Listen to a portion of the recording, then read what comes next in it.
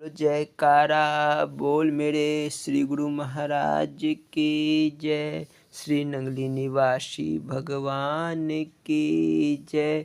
श्री परमहंस दयाल जी महाराज की जय। श्री नंगल बिहालन भगवान की जय। श्री परम गुरु भगवान की जय। जय सच्चिदानंद जी। एक दिन कुछ व्यक्तियों ने श्री परमहंस दयाल जी महाराज से प्रार्थना की, श्री महाराज जी, आपके पास सैकड़ों प्रकार के फल, मेवे, मिठाई और प्रसाद आता है और आपके लिए सत्संगी भक्ति भाव से अनेक प्रकार के स्वादिष्ट भोजन बनवाते हैं, परंतु आप उनमें से किसी को जीभ पर ही नहीं रखते, सदा सूखी रोटी खाते हो। इससे हम लोगों का दिल दुखता है। कृपा करके कुछ न कुछ तो उन वस्तुओं से भी चखा करो। श्री परमहंस दयाल जी उस समय तो हंस दिए, परंतु जब वह लोग चले गए तो अपने एक अन्य सेवक श्री भूरे सिंह जी को संबोधित करके कहा कि अवधूत दत्तात्रेय जी ने 24 गुरु किए थे। उनके नाम और उनमें से हर एक से जो शिक्षा प्राप्त की उसका संक्षिप्त विवरण इस प्रकार है। पृथ्वी पवन आकाश है, नीर अग्नि शशीन भानु, कपूत गुरु अजगर लखो, और सिंधु को जहान, और सिंधु को जान पतंगा भवर कहिए, माखी हाथी मृगा मीन और पिंगला लहिए, चीलहुम बोल कन्या कहूम, तीर बना बनहार, सांप मागरी भृंग जो 24 उद्धार।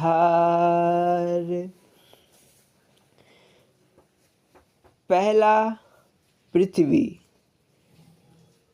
3 गुण इससे लिए पहाड़ पर वर्षा होती है और वायु चलती है, परंतु वह स्थिर है। उससे पत्थर ले जाते हैं, परंतु वह लोभ नहीं करता, और व्यक्ति चढ़ते उतरते हैं, परंतु क्रोध नहीं करता। उससे स्थिरता, क्रोध और लोभ का त्याग सीखना चाहिए। दूसरा, वृक्ष। यह बिल्कुल परोपकार के लिए बने हैं, उनसे परोपकार सीख। तीसरा, धरती में कोई नींव खोदता है, कोई कुआं खोदता है, परंतु वह किसी को बुरा भला नहीं कहती। काहू को वह भलो बुढ़ो ना कहे, ऐसे ही व्यक्ति रहे सभी दुख सुख सहते। दूसरा, वायु। सुगंध से मिलकर सुगंधित तथा दुर्गंध से मिलकर दुर्गंधित पूर्ण, बिना मिलावट, साफ अर्थात अच्छे और बुरे संग से अच्छी तथा बुरी दशा हो जाती है। तीसरा, आकाश। वर्षा हो जाती है, आंधी चलती है, बिजली चमकती है, अग्नि जलती है, परंतु वह न सूखता है, न जलता है, न गलता है, न स्त्रीलिंग है, न पुल्लिंग है। कांसे, पीतल, सोने और चांदी के बर्तन में एक ही आकाश है। इसी प्रकार से घट घट में ब्रह्म है। पर्वत के फूट जाने से आकाश ही रह जाता है, ऐसे ही काया के नष्ट हो जाने से ब्रह्म ही रह जाता है। पानी। यह मीठा और शीतल होता है, इसीलिए मीठे वचन बोलकर सबका हृदय शुद्ध और शीतल करे। वर्षा में कीचड़ से मिलकर गंदला और जाड़े में साफ हो जाता है, ऐसे ही गृहस्थियों के संग से साधु का मन मैला हो जाए तो भजन से उस मैल को दूर करे। जैसे जल से मैल को धोते हैं, ऐसे ही साधु अपने वचन और उपदेश से पाप और ताप को हरे। अग्नि, यह अच्छा बुरा सबको जला देती है। ऐसे ही साधु जहाँ भोजन करे उसके पाप हर ले और आग के समान गुप्त रहे। जो प्रकट करना चाहे तो प्रत्यक्ष हो जाए। चंद्रमा, इसकी कला घटती बढ़ती है किंतु मंडल ज्यों का त्यों रहता है। ऐसे ही शरीर की उत्पत्ति, प्रलय और घटने बढ़ने में आत्मा एक रस रहता है। सूर्य, यह 8 महीने पानी सुखाता है और 4 महीने वर्षा करता है, उसका लोभ नहीं करता। ऐसे ही साधु को जो कुछ देता है तो भली प्रकार से ले, और यदि कोई वस्तु कोई मांगे तो उसके देने में लोभ ना करे। सूर्य का प्रतिबिंब सैकड़ों बर्तनों में पृथक पृथक होता है, परंतु सूर्य एक है। ऐसे ही आत्मा का प्रकाश अलग अलग घट में अलग दिखाई देता है, परंतु आत्मा एक ही है। कपूत, कबूतर और कबूतरी बच्चों के मुंह में फंसकर जाल में फंस गए, इसीलिए स्त्री और बच्चों का विचार छोड़कर वैराग्य धारण करना चाहिए। अजगर, यह एक स्थान पर पड़ा रहता है और हिरन इत्यादि चौपाए उसके मुंह के पास आ जाते हैं और वह उनको खा लेता है। इसको देखकर मैंने भीख मांगना छोड़ दिया और धैर्य धारण करके प्रारब्ध पर विश्वास किया। सिंधु, इससे 3 गुण लिए। बहुत से मीठे जल की नदियाँ इसमें मिलती है, परंतु वह खारी रहती है। का अपना स्वभाव नहीं छोड़ती। दूसरी, गंभीरता अर्थात था न मिलना। तीसरा, वर्षा ऋतु में बहुत सी नदियाँ आकर मिलती है किंतु मर्यादाएं नहीं त्यागता। पतंग, दीपक की ज्योति देखकर जल मरता है और उसके हाथ कुछ नहीं आता, इसीलिए सुंदर स्त्रियों की संगत से भागना चाहिए। उनकी संगत से यह ज्ञान जाता है और तर्क मिलता है। भंवरा, बहुत से फूलों से थोड़ा थोड़ा रस लेकर पेट भर लेता है, अधिक की चाह नहीं रखता। ऐसे ही कई घरों से थोड़ा थोड़ा मांगकर पेट भर लेना चाहिए। मक्खी फूलों का रस इकट्ठा करती है। जब शहद भरपूर हो जाता है तो कोई न कोई छत्ते को तोड़कर शहद निकाल लेता है और मक्खियाँ मर जाता है और बहुत सी शक्ति भी रहती है। हाथी, मस्त जंगल हाथी की को कागज की हथनी दिखाकर महावत पकड़ लेता है और अंकुश लगाता है, बेरी डालता है, उसकी स्वतंत्रता छीन गई और बंधन में फंस गया। ऐसे ही मनुष्य को कामना के जाल में नहीं फंसना चाहिए। मृग, शिकारी की बिन सुनकर हिरन उसके पास चला गया, उसने बाण मार दिया। इसी प्रकार से श्रृंगार रस सुनने से जीव की दुर्दशा होती है, इसीलिए गोपाल के गुण सुने जिससे ज्ञान ध्यान उत्पन्न हो। मीन, शिकारी ने कांटे में मांस लगाकर डाला और मछली ने खाया, कांटा गले में अटका और मछली मर गई। इसीलिए साधु को जीव का रस छोड़ना चाहिए, नहीं तो स्वाद के लिए घर घर धक्के खाएगा। ऐसा भोजन खाए लगे जीवन औषधि, सभी रोग नस जाए रहे काया सुखी। जीवा बस में हो तो सभी इंद्रियां बस में हो सकती है। 6 रसों के स्वादों से स्त्री के बस होता है। बोलो जय शेष अगले भाग में। बोलो जयकारा बोल मेरे श्री गुरु महाराज की जय। श्री स्वरूप दर्शन पाठ मन की एकाग्रता। बोलो जयकारा बोल मेरे श्री गुरु महाराज की जय। ध्यान मूलम गुरुर्मूर्ति पूजा मूलम गुरुपदम मंत्र मूलम गुरुवाक्यम मोक्ष मूलम गुरु कृपा। गुरु जी को कीजिए दंडवत कोटि कोटि प्रणाम। कीट न जाने भृंग को गुरु कर ले आप समान। त्वमेव माता च पिता त्वमेव बंधु च सखा त्वमेव विद्या द्रविणं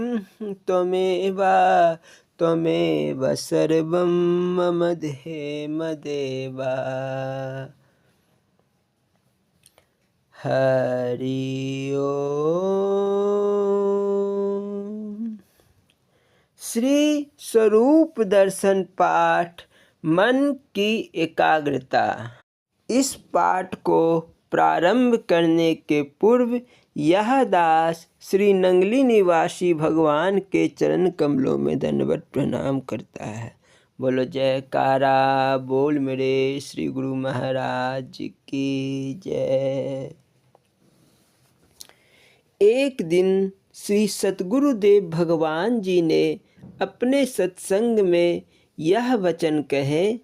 अधिकतर जिज्ञासु यह शिकायत करते हैं कि हमारा मन अनेक प्रयत्न करने पर भी एकाग्र नहीं होता।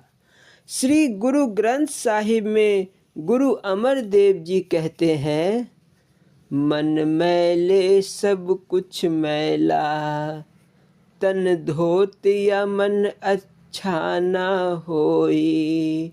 पूछो ब्राह्मण नारदे वेद व्यास कोई। भाव यह है कि जैसे साफ सुथरा लैंप जलाकर रखा जाए, उसकी चिमनी भी नई और साफ हो, परंतु लैंप जलाने पर स्वाभाविक ही उसमें कालिमा उत्पन्न होगी और वह स्याही चिमनी के अंदर इकट्ठी होकर प्रकाश को रोकेगी। जिस प्रकाश से यह प्रकट हुई है, पूर्ण से सफाई ना करने पर वही सुंदर प्रकाशवान लैंप भद्दा दिखाई देता है। यदि कोई अपनी अज्ञानता से चिमनी के अंदर की सफाई करने के बजाय उसके बाहर की सफाई आरंभ कर दे तो उसकी महान भूल है। प्रारंभ में लैंप की समस्त सामग्री स्वस्थ थी। तेल, लैंप, बत्ती और चिमनी सब नहीं थी, परंतु प्रकृति ने अपना प्रभाव दिखाया।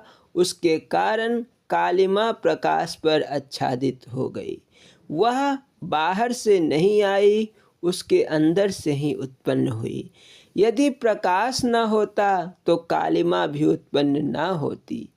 किसी महापुरुष का कथन है, ना होते हम तो यह कौनो मकान नहीं होता।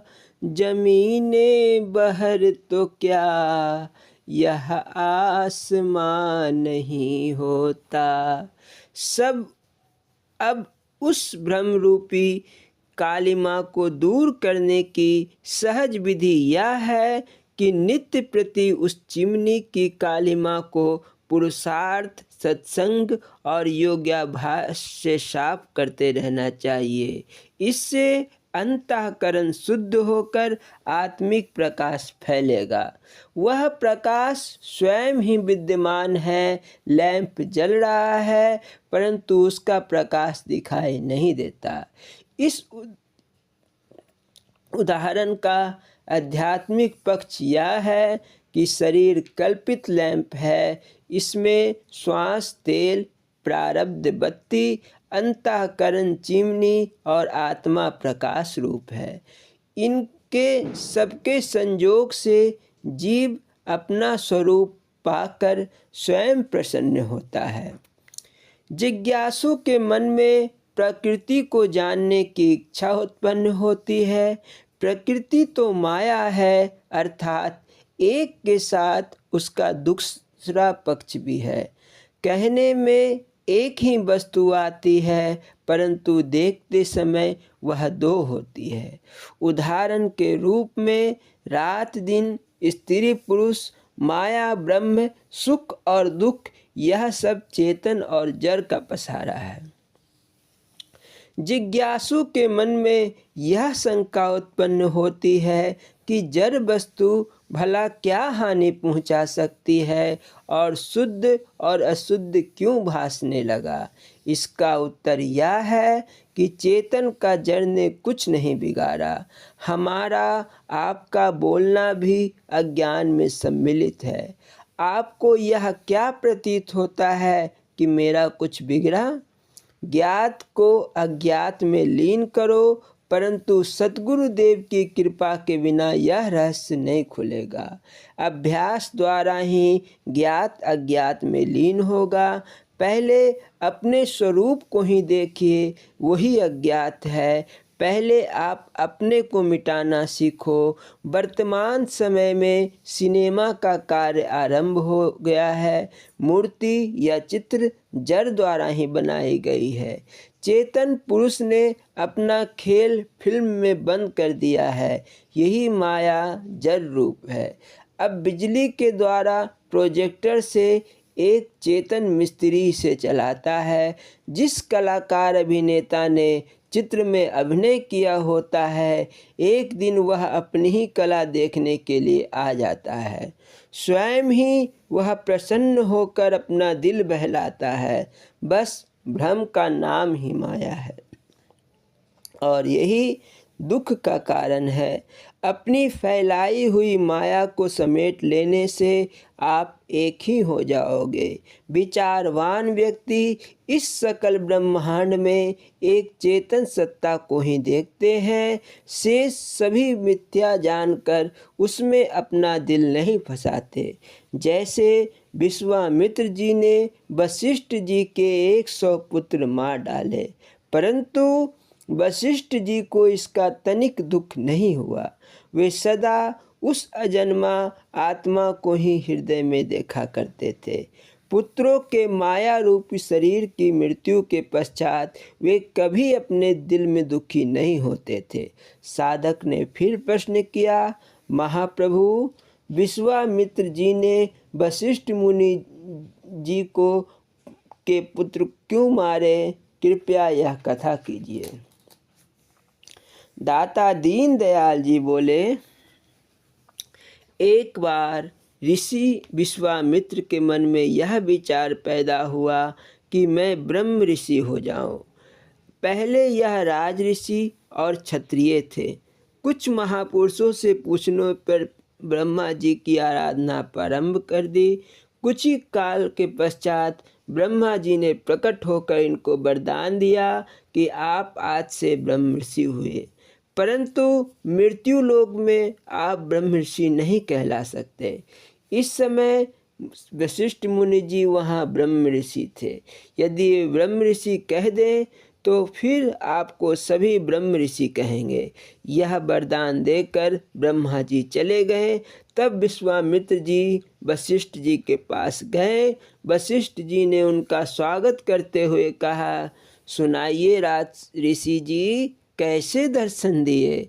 यह शब्द सुनकर विश्वामित्र जी बहुत क्रोधित होकर बोले, आपको पता है मुझे ब्रह्मा जी ने ब्रह्म ऋषि होने का वरदान दिया है, परंतु आप फिर भी मुझे राज ऋषि ही कहते हैं। क्रोध में आकर विश्वामित्र जी ने वशिष्ठ जी के एक पुत्र का सिर काट दिया। वशिष्ठ जी सहनशीलता के भंडार थे। वे कुछ न बोले। ऐसे ही जब कभी विश्वामित्र आते तो उनके एक एक पुत्र का सिर काटना आरंभ कर दिया। इस प्रकार धीरे धीरे उनके 100 पुत्र मौत के घाट उतार दिए गए। एक दिन पूर्णिमा की चांदनी थी। इस सुहाने दृश्य को देखकर वशिष्ठ जी की पत्नी अरुंधति ने अपने पति देव से कहा, देखिए चंद्रमा कितना शीतल और प्रकाशमान है। यह सुनकर वशिष्ठ जी बोले, जितनी शीतलता विश्वामित्र में है, भला चंद्रमा में क्या होगी।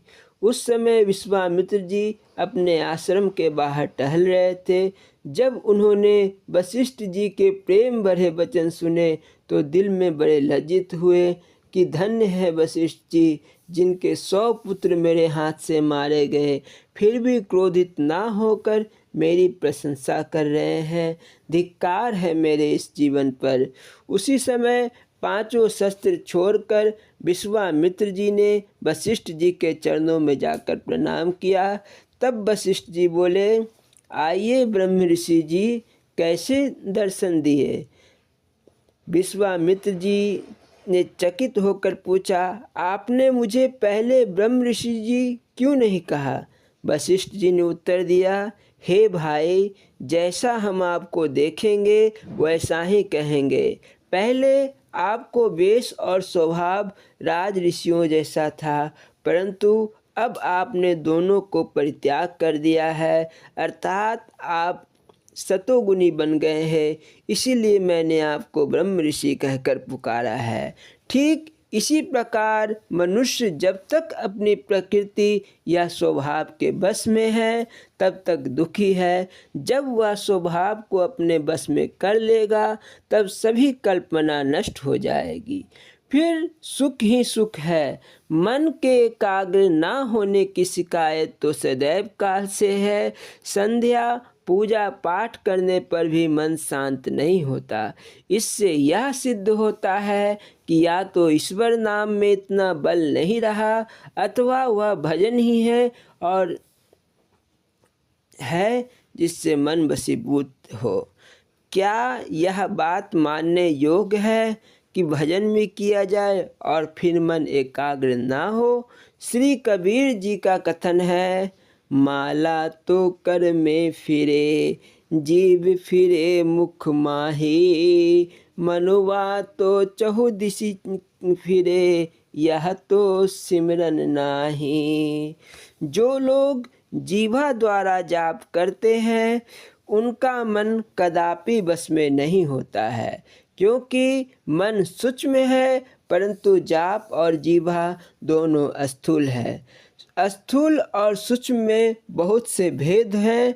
मन के संकल्प योग समाधि द्वारा ही समाप्त होते हैं। सुरती को शब्द में लीन करने से ही यह सब कार्य सिद्ध होंगे। नाम सर्वभूत प्राणियों का आधार है। नाम आवास जीवन के अंदर है। महापुरुषों का कथन है, नौ निधि अमृत प्रभु का नाम, देही में तिसका विश्राम। सत्य नाम का निवास परावाणी में है। ईश्वरीय नाम व्यापक है। जहाँ नामी है वहाँ नाम अवश्य होगा। नाम पूर्ण सतगुरु द्वारा ही प्राप्त हो सकता है। पहले गुरुदेव स्थूल रूप से उस नाम को बताएंगे जिस नाम की आवाज़ बाद में अंदर से आएगी। परम संत कबीर जी कहते हैं, सतगुरु ऐसा कीजिए परे निशान चोट, सिमरन ऐसा कीजिए जीव हिले न होठ। आगे चलकर कबीर जी फिर कहते हैं, आसन मारे क्या हुआ जो मरी न मन की आस, तेली केरा बैल जो घर ही कोस 50।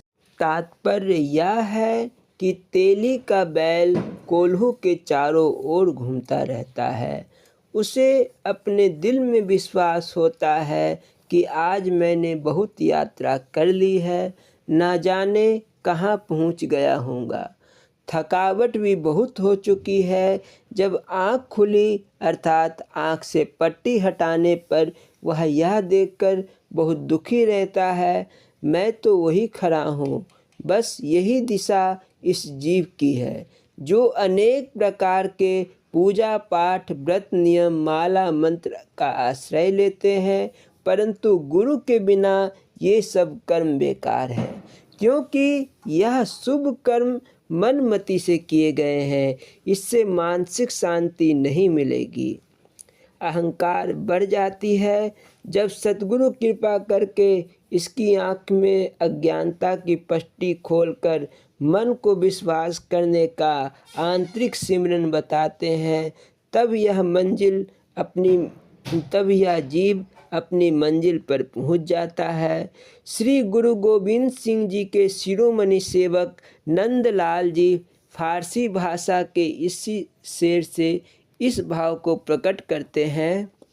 हर कस के दर नवाज ना विनद जमाले दोस्त, फतवा हमी दहम की निमाज बस कजाए ओस्त।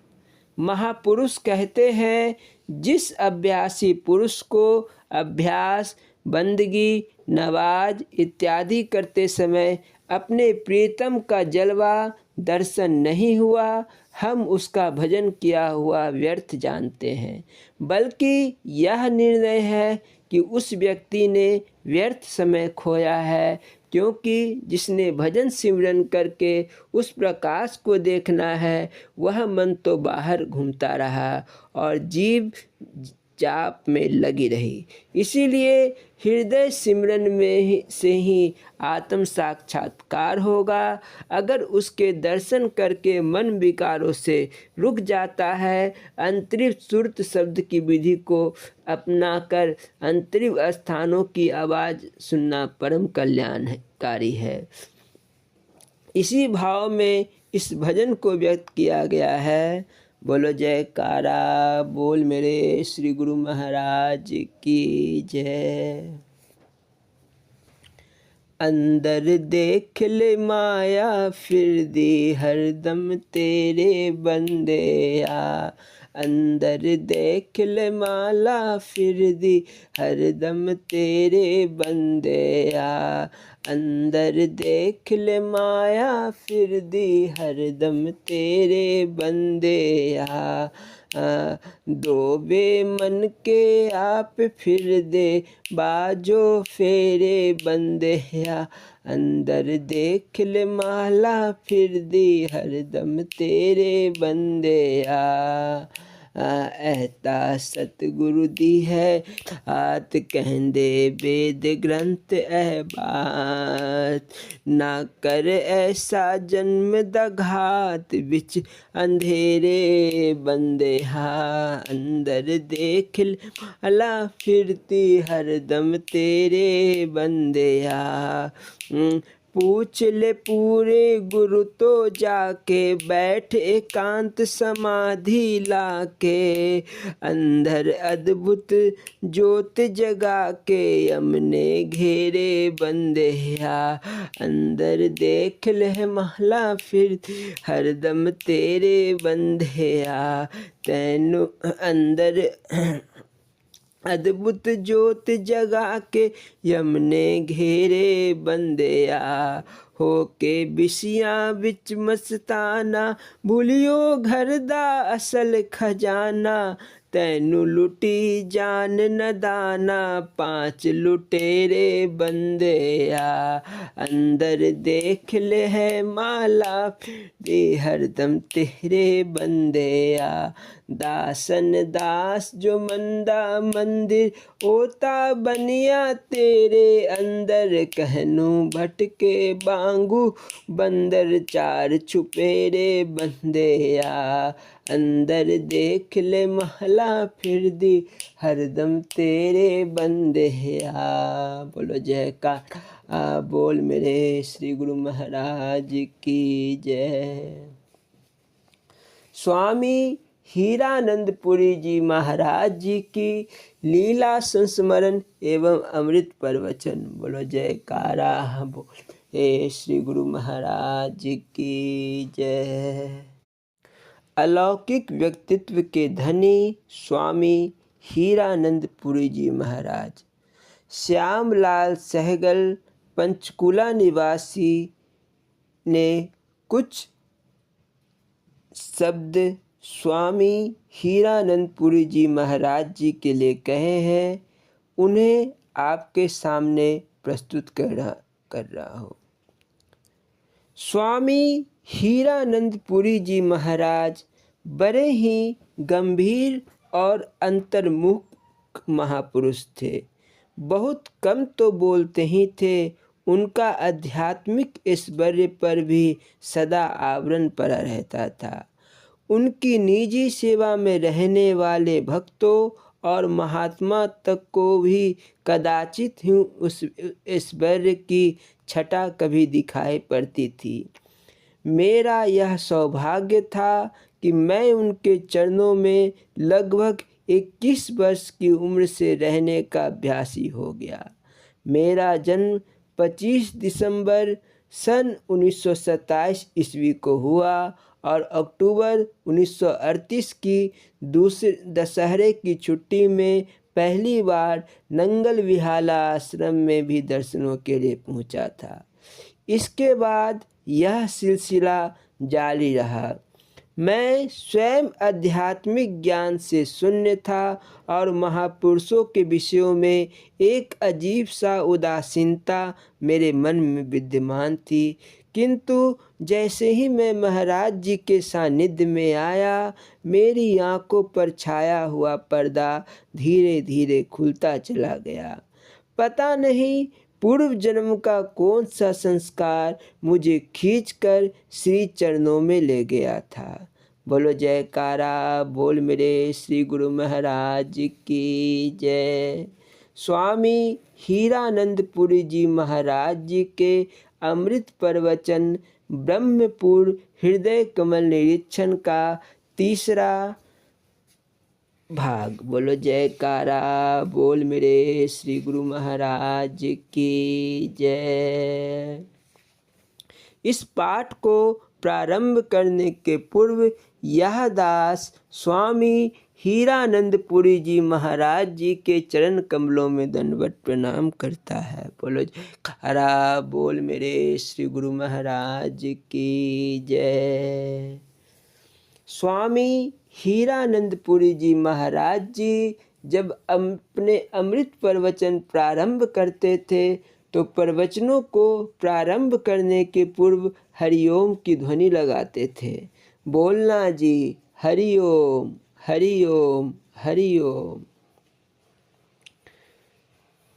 तद्बुद्धयस्तेदात्माना अस्थिनाष्ठान्त्यपरायणः गच्छन्ते पुनरावृत्ति ज्ञान निर्धूर्त कल्मषा।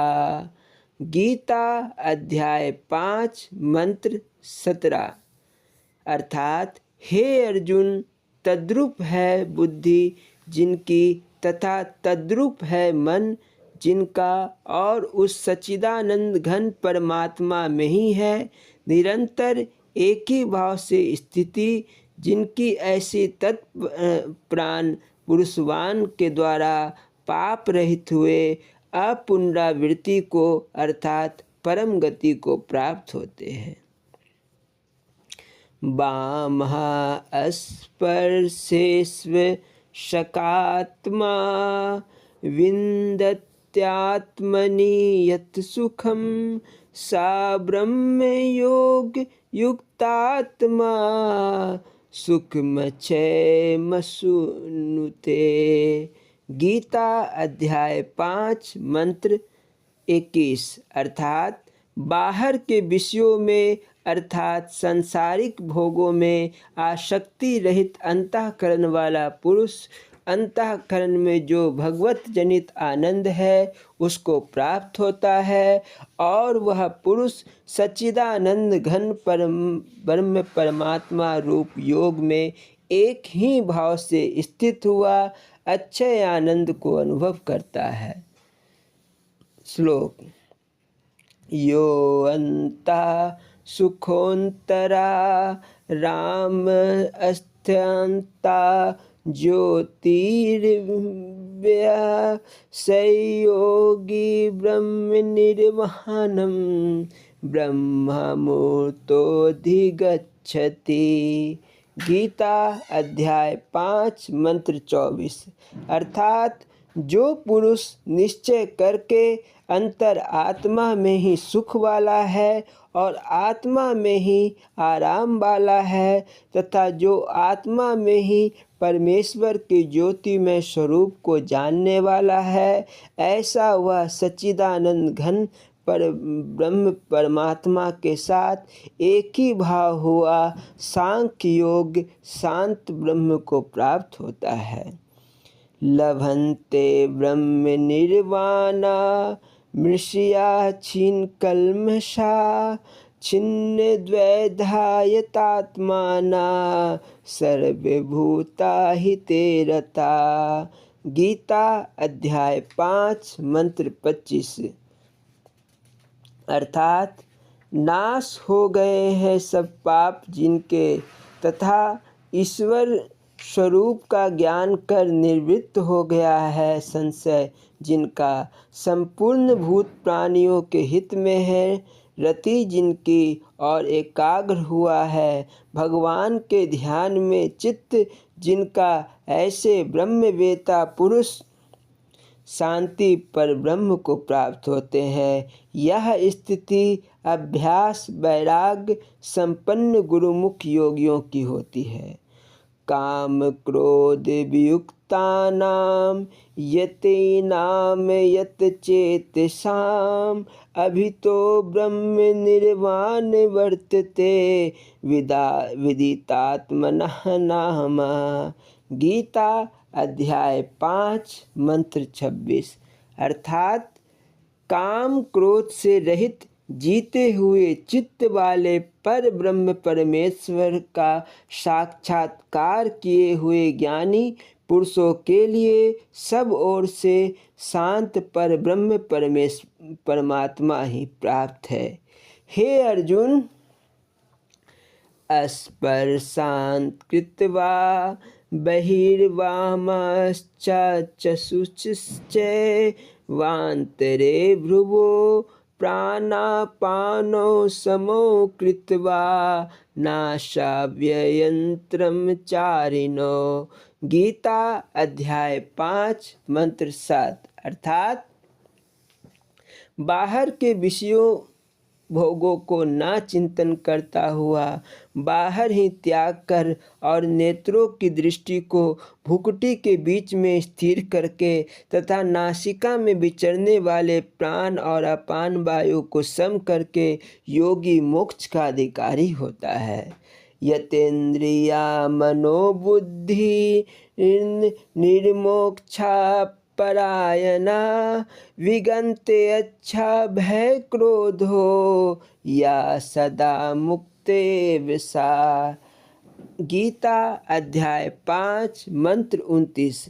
अर्थात जीती हुई इंद्रियां और बुद्धि जिसकी ऐसी जो मोक्ष परायण मुनि तथा परमेश्वर के रूप का निरंतर मनन करने वाला इच्छा और भय और क्रोध से रहित है, वह सदैव मुक्त है। अर्थात परमेश्वर के ज्योति में स्वरूप को अपने ही हृदय मंदिर में दिव्य दृष्टि द्वारा प्राप्त करके परम शांतानंद को प्राप्त होता है और सच्चिदानंद घन परिपूर्ण ब्रह्म पार ब्रह्म के अतिरिक्त उसकी दृष्टि में और कुछ भी नहीं रहता। वह केवल सुदेव से वासुदेव रह जाता है। परमात्मा के यथार्थ प्रकाश स्वरूप में मन के लय हो जाने पर ऐसी स्थिति होती है और ऐसी स्थिति वाले योगी को जो ब्रह्मानंद प्राप्त होते हैं सो यहाँ बतलाया नहीं जा सकता और उस स्थिति को पहुँचे बिना कोई समझ नहीं सकता है। उस आनंद को तो परमेश्वर के स्वरूप में स्थित बाला पुरुष ही जान सकता है, किंतु वह भी पूर्ण रूप से कह नहीं सकता। विगत वासन माशु विपाशता मुपंगत मन आत्म तयोदितम यद्यपि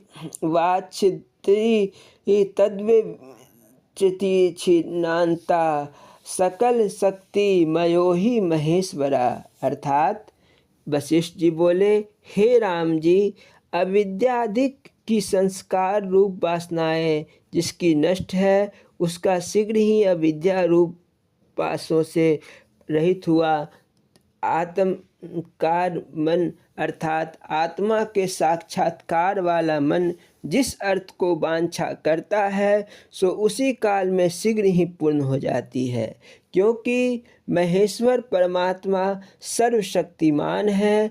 योग वशिष्ठ प्रश्न 5 मंत्र संख्या 96 मंत्र 69 आत्म पुराण अध्याय 26 श्लोक 226 से 229 में भी स्पष्ट कहा है कि शुद्ध चेता पुमाने सा आत्मा नव नम लोकयेत ईश्वर सकलम विश्वम कर्तु हंतुम प्रभु भीवते सापानुग्रहयोरबम समर्थो ब्रह्मविति सदा अस्या पावनत्य सुखयांति मानवा पुण्य करीना अवज्ञा तथा दुखा प्राणवत् पापिना।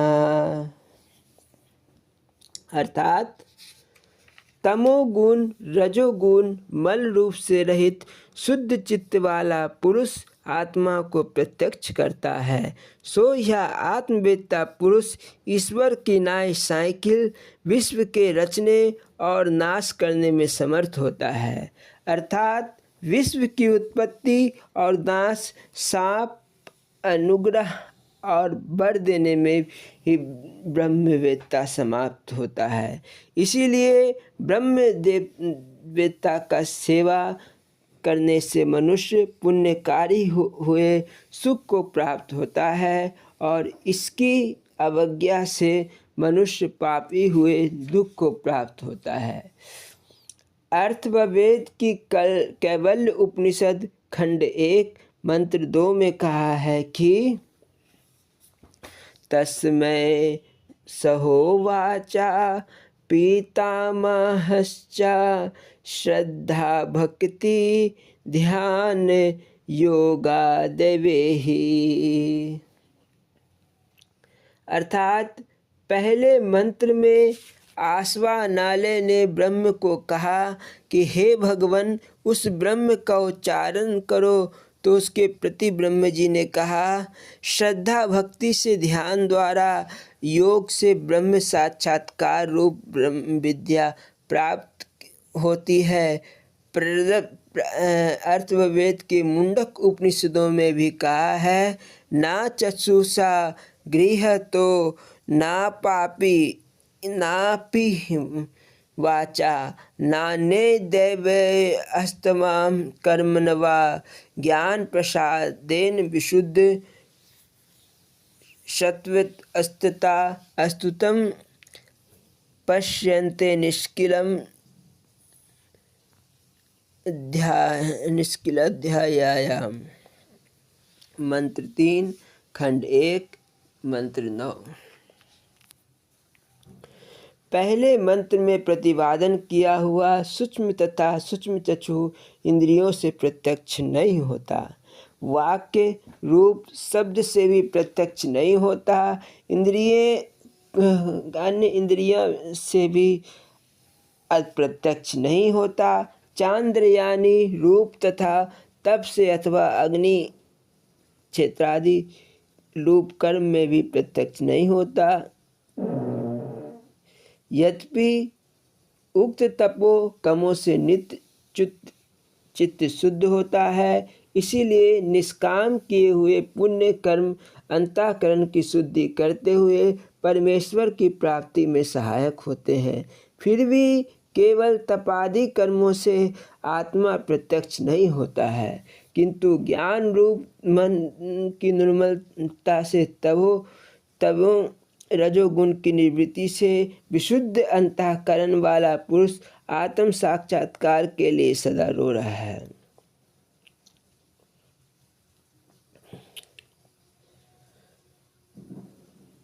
क्षमा करिएगा, आत्म साक्षात्कार के लिए योग्य होता है। अतः कहिए इस आत्म साक्षात्कार की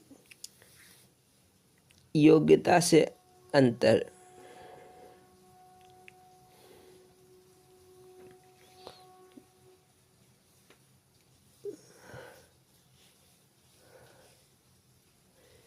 इसीलिए समस्त वेद शास्त्र और ऋषि मुनि कहते हैं कि ध्यान द्वारा अंतर्मुख से ही ईश्वर आत्मा का पूर्ण स्वरूप से साक्षात्कार होता है। ध्यान रहित पुरुष ईश्वर आत्मा के शब्द नाम मात्रा से जनता और पुकारती है, स्वरूप करके नहीं जानता। इसीलिए ईश्वर को अपने हृदय मंदिर में देखने के लिए ध्यान ही मुख्य साधन है। ओम शांति शांति शांति ही। बोलो जयकारा बोल मेरे श्री गुरु महाराज की जय। स्वामी परम ज्ञानानंद पुरी जी महाराज जी की लीला संस्मरण एवं अमृत प्रवचन। भक्त के सर्वस्व परम प्रभु। एक गरीब भक्त का लड़का था। वह मामूली रोजगार करके अपना खर्च चलाते हुए जीवन यापन करता था। गरीब होते हुए भी वह गुरु महाराज जी का अनन्य भक्त था। उसे अपने ठाकुर पर एकमात्र भरोसा था। वह अपनी झोपड़ी में सुखपूर्वक रहता था। प्रभु की दी हुई रोटी को उन्हें चढ़ाकर खाता था। उनको अपने माता पिता सर्वस्व मानता और उन्हीं की पूजा करता था। एक रोज वह अपना काम करके अपने निवास स्थान की ओर आ रहा था। मोहल्ले के कुछ मनचले लड़कों ने उसे रोका, धमकाया और उस गरीब के पैसे छीन लिए। लड़कों में से एक ने उसे एक तमाचा भी मार दिया। बेचारा चुपचाप अपनी झोपड़ी में आया, हाथ मुंह धोया और रूखी सूखी भोजन सामग्री पकाकर ठाकुर को भोग लगाने बैठा। इष्ट के श्री विग्रह पर निगाह पड़ते ही वह फूट फूट कर रोने लगा। बोला, मालिक आप ही तो मेरे माता पिता भाई बंधु सब कुछ है। मैं गरीब हूँ, निर्मल हूँ। मैं मारने वालों का कर ही क्या सकता हूँ। मेरे पति किए गए अन्याय का फैसला आप ही कर देंगे। रो धोकर वह भोजन के उपरांत सो गया। 2-4 दिनों के पश्चात देखा गया कि मोहल्ले के उस शैतान लड़के के हाथ में जबरदस्त चोट लगी थी, जिससे उसकी कोई नाड़ी आहत हो गई और उसका हाथ सूख गया। जो डाल देता है खुदा पर अपनी अमानत को, खुदा का हाथ उठ जाता है फिर उसकी हिफाजत को। बोलो जयकारा बोल मेरे श्री गुरु महाराज की जय। स्वामी परम ज्ञानानंद पुरी जी महाराज जी के अमृत प्रवचन। बोलो जयकारा बोल मेरे श्री गुरु महाराज की जय। स्थान पंचकुला हरियाणा। दिनांक 24 जनवरी 1984। इस प्रवचन को प्रारंभ करने के पूर्व यह दास स्वामी परम ज्ञानानंद पुरी जी महाराज जी के चरण कमलों में दंडवत प्रणाम करता है। बोलना जी। बोलो जयकारा बोल मेरे श्री गुरु महाराज की जय। आत्म कल्याण की जिज्ञासा से आए हुए सज्जनों, बोलो हरि ओम हरि ओम हरि ओम। आपने सत्संग की बात को आज से पहले भी सुना होगा। मैं यहाँ आपको कुछ नई बातें नहीं बताऊँगा। आदमी को अपना हित अहित सब कुछ पता है। हम अपने कल्याण की बात जानते तो अवश्य है, पर उसके मुताबिक आचरण नहीं करते। मात्र सुनने से तो कल्याण नहीं हो सकता। हम भोजन की व्याख्या खूब करते रहे और खाएं कुछ भी नहीं तो उससे पेट नहीं भरेगा। उसी प्रकार आप शास्त्र और महापुरुषों के उपदेश पढ़े सुने सही, परंतु उसके मुताबिक अपना आचरण भी बनावे, तब बात बनेगी। आज आप यहाँ जलसा मनाने नहीं आए हैं। जलसे तो दुनिया में रोज़ मनाए जाते हैं। गुरु के पास आदमी अपने कल्याण की बातें सीखने जाता है। हमारे जीवन का क्या उद्देश्य है, हमें क्या करना चाहिए और क्या नहीं, धर्म क्या है और अधर्म क्या, इन्हीं बातों की जानकारी सत्संग में दी जाती है। हम कौन हैं, हमें कहाँ जाना है, क्या करना है, इत्यादि बातों का सही समाधान प्राप्त करने के लिए हम सत्संग में आते हैं। सचमुच हमें अपना पता नहीं मालूम, अपना रास्ता नहीं मालूम, अपना कर्तव्य नहीं मालूम है। कोई हमसे पूछता है कि तुम्हारा नाम क्या है, हम जो भी नाम बताते हैं वह सचमुच हमारा नाम तो नहीं होता।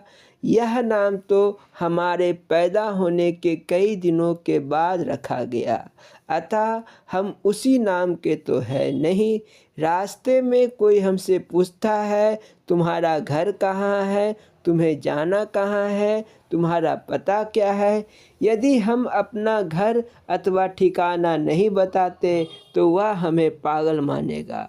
उसी तरह संतों की दृष्टि में हमें अपना सही पता नहीं मालूम है। जो कुछ हम बताते हैं वह हमारा उचित पता नहीं है।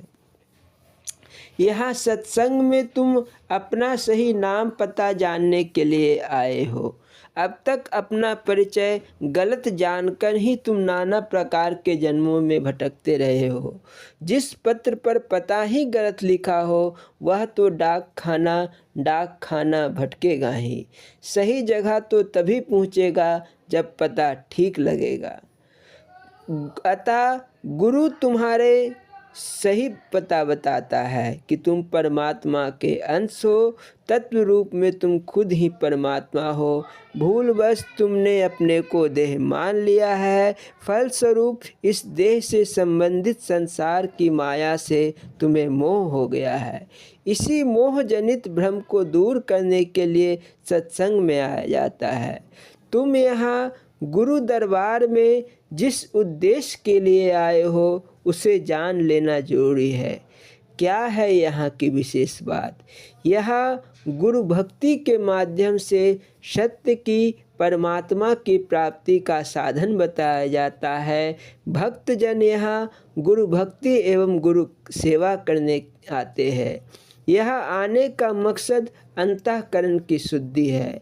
आजकल अवतारों की बाढ़ आ गई है। सभी अपने को भगवान ही घोषित करते हैं। वस्तुतः ईश्वर तो एक ही होता है। उसे तुम तभी पा सकते हो जब तुम्हारा अंतःकरण शुद्ध हो जाए। यह शुद्धता शुभ कर्म करने, दान पुण्य यज्ञ तीर्थाटन आदि करने से प्राप्त होती है। यह सब भी निष्काम भाव से करना होगा। शुद्ध अंतःकरण वाला ही ज्ञान का अधिकारी होता है। ज्ञान की प्राप्ति होते ही सच्चिदानंद परमात्मा का बोध हो जाएगा। कोई ज़रूरी नहीं कि तुम चारों वेदों के वक्ता हो गए तो तुम्हारा अंतःकरण शुद्ध हो जाएगा। आजकल तो सभी ब्रह्मज्ञानी बन बैठे हैं, किंतु ज्ञानी बनना इतना आसान नहीं होता। तुम रावण से ज़्यादा विद्वान नहीं हो सकते। उतना विद्वान होते हुए भी रावण की बुद्धि तामसी ही रह गई। तामसी वृत्ति होने के कारण वह ज्ञान का अधिकारी नहीं हो सका। भगवान के प्रत्यक्ष होते भी वह उन्हें पहचान ना सका। स्कूल में बच्चों को गीता रटा दी जाती है। वे गीता की परीक्षा भी देते हैं और उसमें पास भी हो जाते हैं, किंतु गीता का भाव उनके मन प्राणों में तो उतरता नहीं। रामकृष्ण परमहंस के पास जाकर एक जिज्ञासु ने पूछा, बाबा गीता का क्या अर्थ है? रामकृष्ण बोले, गीता शब्द को उलट दो, अर्थ समझ में आ जाएगा। गीता को उलट देने से अर्थात त्यागी बनता है। यदि तुमने मोह, लोभ, अहंकार, क्रोध आदि का त्याग नहीं किया तो 18 अध्याय गीता कंठस्थ कर लेने से क्या लाभ हुआ? जिस दिन तुम्हारे संसार का मोह टूट जाएगा उसी दिन तुम गीता के मर्म तक पहुंच जाओगे। व्यवहारिक दृष्टि से तुम कह सकते हो कि गीता पढ़ लेने से कुछ पुण्य हो गया, किंतु ऐसे पुण्य का फल भोगने के लिए भी तो तुम्हें शरीर धारण करना पड़ेगा। इससे आवागमन से छुटकारा तो नहीं होगा। यहाँ तो तुम आवागमन से राहत पाने की तरकीब जानने के लिए आए हुए हो। यह तरकीब यहाँ इतने सरल ढंग से समझाई जाती है कि यदि इसे तुम हृदयंगम कर लो तो तुम्हारा बेड़ा पार हो जाए। जब तुम मेरे पास मंत्र लेने के लिए आए तो मैंने तुमसे पूछा, इसके बदले में क्या दे सकते हो? तुम बोले, आप जो मांगे। मैंने तुमसे तुम्हारा तन मन धन अर्पित करा लिया। मैंने मंत्र दिया और तुम चल दिए। तुमने गुड़ बात तो समझी नहीं। जब तुमने अपना तन मन धन दे दिया तब तरने डूबने का सवाल कहाँ उठता है। तुमने अब तक भला बुरा जो कुछ भी किया वह इस तन के माध्यम से किया। तुमने अब तक जो भौतिक द्रव्य इकट्ठे किए उसे भी तुम अर्पित कर गए, तो उसके कमाने में जो पाप या दोष लगा होगा उसे भी तो तुमने गुरु महाराज जी को ही अर्पित कर दिया।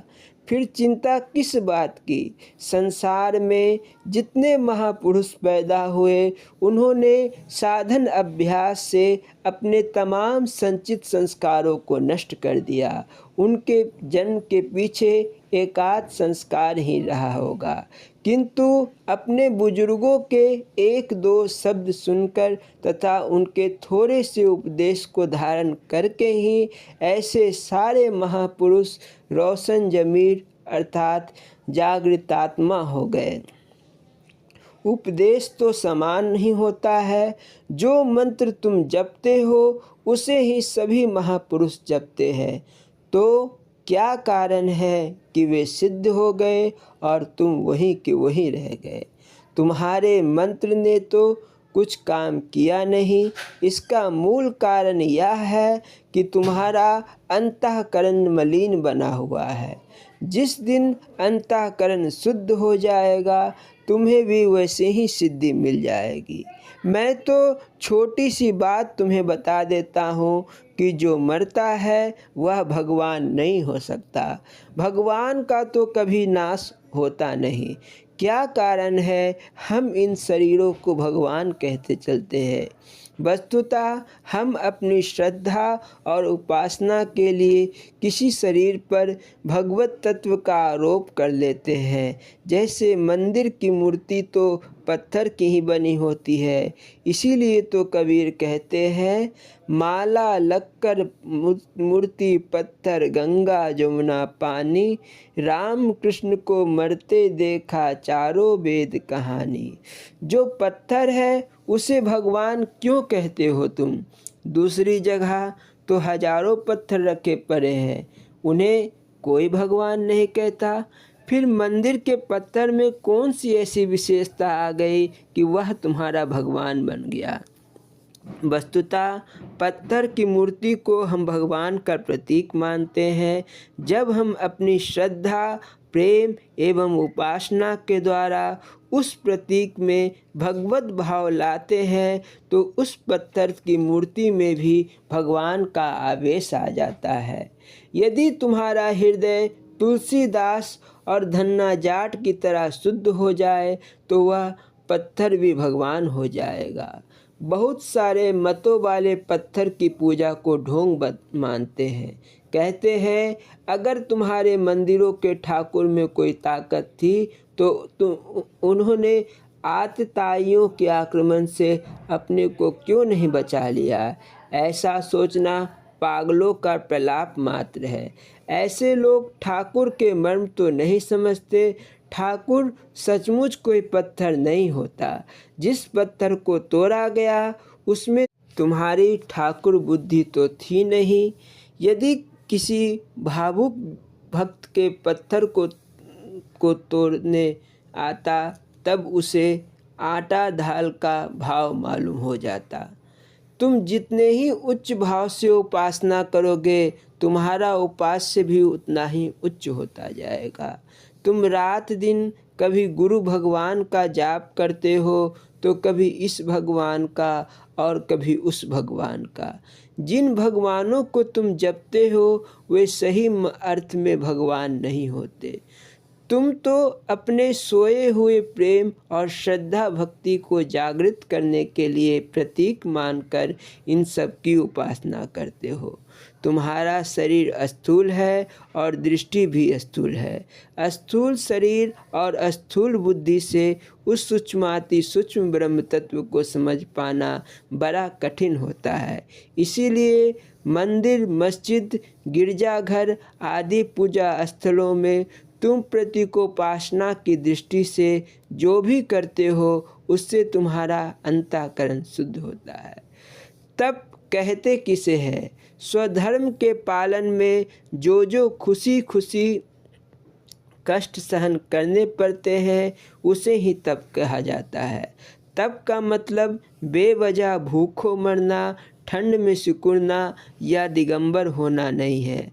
अगर नंगे रहने से ही तप हो जाता तो हजारों गरीब नंगे रहते हैं, उन्हें तर जाना चाहिए था। भूखों मरने से तप होता तो अकाल पड़ने पर हजारों भूखे मर जाते हैं, उनका भी कल्याण हो जाना चाहिए था। इसीलिए तो कहा गया है शंख के बजाय सेती कैसे नर तरी है, गधे क्यों न तरे जाके शंख जैसे सुर है, केस के बढ़ाए सेती कैसे नर तरी है, मोर क्यों न तरे जाके गज गज पर है। यदि बाहरी बातों से कल्याण होने को होता तो उक्त सभी को मुक्त हो जाना चाहिए था, किंतु ऐसी बात नहीं है। इसीलिए महापुरुषों ने कल्याण पथ पर अग्रसर होने वाले लोगों के लिए सबसे पहले अंतःकरण की शुद्धि पर जोर दिया है। अशुद्ध अंतःकरण में उत्पन्न ज्ञान सही माने में अज्ञान ही होता है। ऐसी हालत में हम गीता का भी उल्टा अर्थ लगाते हैं। जितनी ज़्यादा किताबें पढ़ेंगे उतने ही अभिमानी होते जाएंगे। विद्या का पठन पाठन तो अभिमान दूर करने के लिए किया जाता है। आज के माहौल में तो गलत बातों के लिए भी तुम्हें हामी भरनी पड़ती है। हामी नहीं भरोगे तो मार, गाली गलौज पड़ने की संभावना होगी। किसी ने कहा देश जिना दे रहिए, उठ बिलैया ले गई तो हाजी हाजी कहिए। कहीं कोई किसी से बता रहा था कि बिल्ली ऊँट को पकड़ कर ले गई। पूछो ऐसा कैसे होगा? बिल्ली तो ऊँट के घुटने के बराबर भी नहीं होती, वह ऊँट को ले कैसे जाएगी? जवाब मिला यही युग की आवाज़ है, बात मान जाओ नहीं तो मार खाओगे। तो इसी मार से बचने के लिए हाँ जी कहना पड़ता है। तुम्हारी बहादुरी तो तब होगी जब विपरीत परिस्थिति में भी तुम्हारा मनोबल घटने ना पाए और तुम श्रेयस के मार्ग पर हजार विघ्नों के बावजूद आगे बढ़ते रहो। जय गुरु आशीर्वाद। बोलो जयकारा बोल ए श्री गुरु महाराज की जय। श्री नंगली निवासी भगवान की जय। श्री नंगल विहालन भगवान की जय। परम गुरु भगवान की जय। जय सच्चिदानंद जी।